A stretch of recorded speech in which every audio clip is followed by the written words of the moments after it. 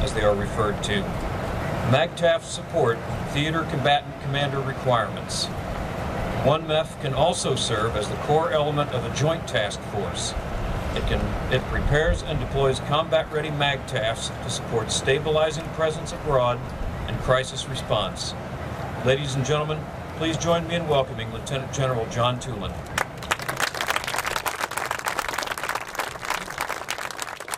Thank you very much. Somebody's going to have to rewrite that introduction. Anybody know what a MAGTF is? Marines try to confuse people. They use all those crazy terms. Actually, welcome to home of America's 3rd Fleet. And also, where the 1st MEF works very closely with 3rd Fleet to do the kinds of things they're just talking about. I'm really delighted to be attending my first ship naming ceremony, and I'm honored to represent the Secretary of the Navy on this beautiful day. The sun may not be out, but it's still a lot more beautiful than other places that we find ourselves these days. The Secretary asked me to represent him because he felt an obligation, obviously, to attend the memorial for the victims of the Navy Yard incident.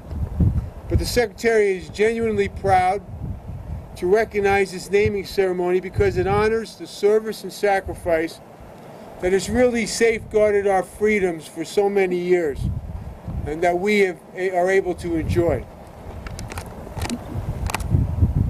And for today's ceremony, just as the Navy and Marine Corps are linked by service and sacrifice throughout our storied history, the ships we are here to name today are yet a tangible and maybe in some ways a spiritual link between our two services that really embodies the greatness of the Navy and the Marine Corps team.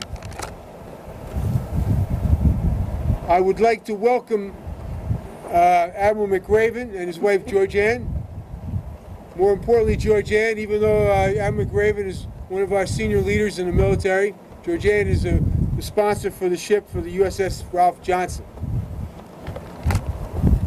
Mrs. Rosa Peralta, mother of Marine Sergeant and Navy Cross recipient Rafael Peralta, and also proud mother of Lance Cpl Ricardo Peralta from 3rd Battalion, 7th Marines, currently serving in 1 MEF.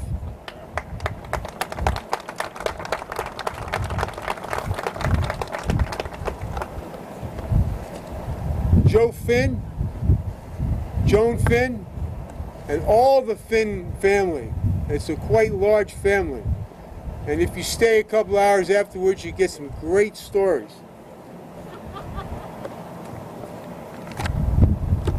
Lieutenant Finn was an aviation ordnance man, for those of you that may not know that.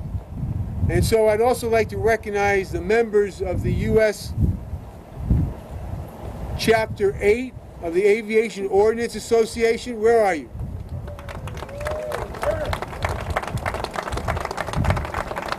It's the first time I ever had to ask where the ordnance guys are. They're always so noisy. It's also good to see Brigadier General Chip Bierman, Commanding General of Marine Corps Recruit Depot, here with us today. I was telling some people stories about how we teach our young Marines and sailors about our heroes of the past. And one of the things that we do in boot camp, and you can ask Chip about it, is we go through and explain the drill instructors after putting the recruits through the ringer, then stand in front of a photograph of a Medal of Honor winner, and then the drill instructor tells the story. It's a wonderful thing, and that's how we keep the history of our heroes.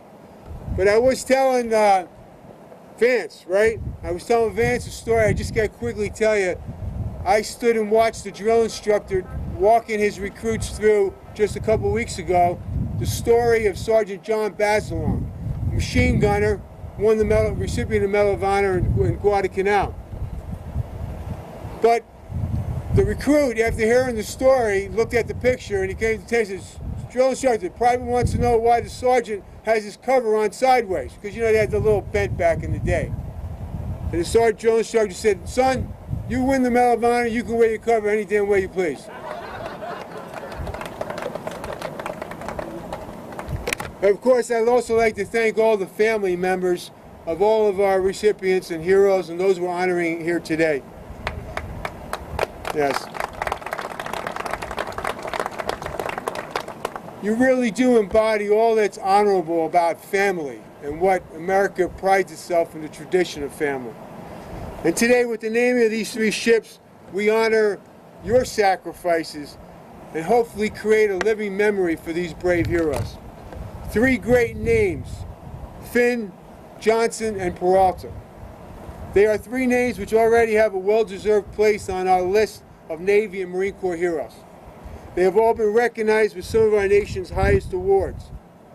John Finn, stationed at Kaneohe Bay on the morning of 7 December 1941 when the Japanese attacked. He took charge of a machine gun from his fellow ordnancemen, mounted it in the open area, and kept firing at the attacking planes for over 2 hours, despite being wounded, 32 times? Lieutenant Finn stands also as an example of continuing service. Just like today, when our sailors and Marines hang up their uniforms, it's still important to be good citizens. And that's what we train them to do. And Lieutenant Finn exhibited that throughout his life. Maybe that's one of the reasons why he lived 100 years.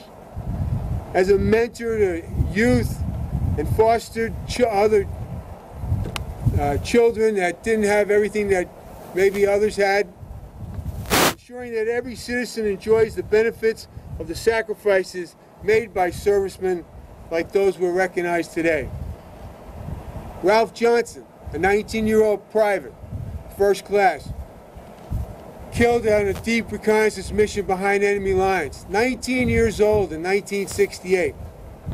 I think when you look at his story and you realize that the things that he did, jumping on a grenade in order to save his fellow men in his reconnaissance battalion, his reconnaissance team, it talks about family. It talks about how servicemen bond together and take care of each other. And when his reconnaissance unit was attacked by an overwhelming enemy force and that grenade was thrown into the fighting hold, he jumped on it. Then, of course, we have Rafael Peralta, who was leading his team of Marines in a brutal urban fighting in the city of Fallujah when they were ordered to begin clearing buildings. But while searching one of the houses, he and his men were attacked by insurgents. Wounded, Sergeant Peralta still noticed a grenade thrown that would have killed some of his men, and he jumped on it. That kind of heroism, that kind of love for his fellow men did not fall on deaf ears. And by naming the ship today, we remember that kind of heroism.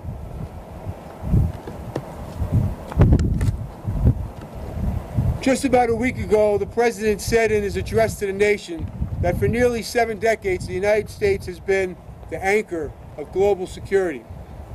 These 3 men are examples of the service, the sacrifice, the dedication, and the heroism it took to be that anchor. From World War II to Vietnam to Iraq. And we are here today to name the 63rd, 4th, and 5th Arleigh Burke class guided missile destroyers in their honor.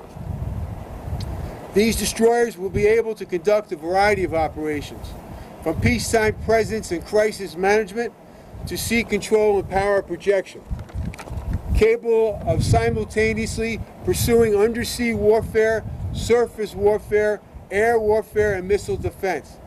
These capable and formidable ships are truly the workhorses of the fleet. They are what people think of when they think of the United States Navy and the United States naval ships. Today, their sister ships, like the one behind me, actually on both sides, are providing in many potential hotspots today. They help make diplomacy possible.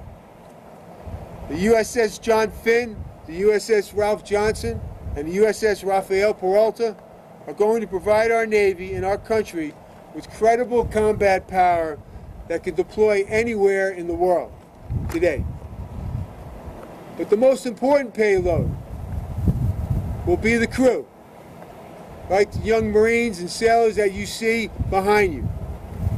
Highly trained maritime warriors, men and women who will carry on the legacy that we honor today. And these ships will be in our fleet for 3 or 4 or 5 decades.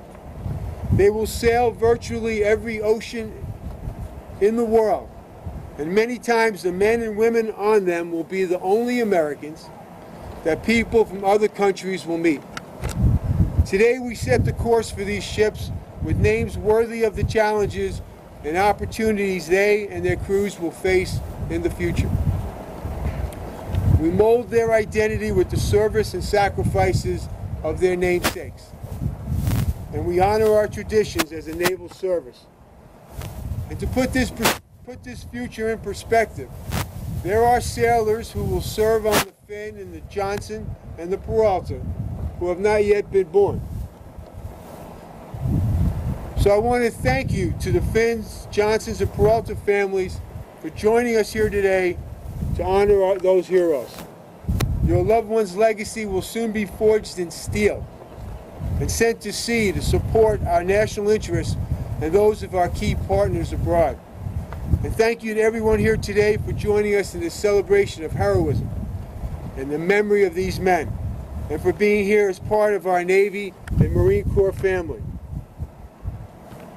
God bless the USS John Finn, the Ralph Johnson, and the Rafael Peralta, and all those who sail in them. Thank you.